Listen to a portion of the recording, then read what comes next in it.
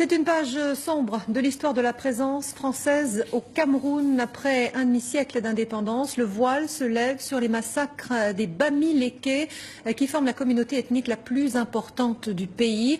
Les derniers survivants anticolonialistes dénoncent des exactions commises par l'armée française. François Bader.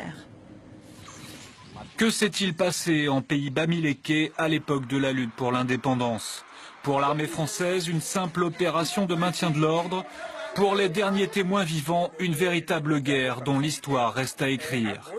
Dans ce village, 2 hommes ont vécu les événements. L'un était maquisard, l'autre était un milicien au service de l'armée française. Bien que dans des camps opposés, ils confirment les atrocités commises contre les populations civiles. Comme les militaires menaçaient trop, nous avions organisé un camp pour garder la population.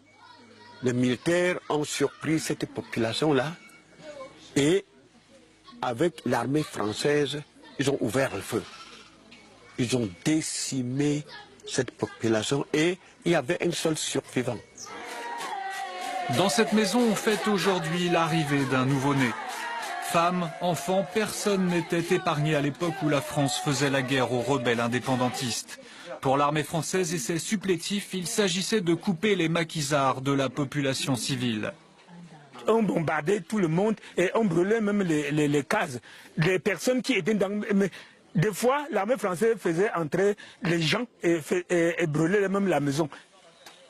Cet homme était un chef de maquis. Ce qu'il décrit des bombardements de l'aviation française n'était peut-être pas du napalm, mais cela y ressemblait fortement. Il y avait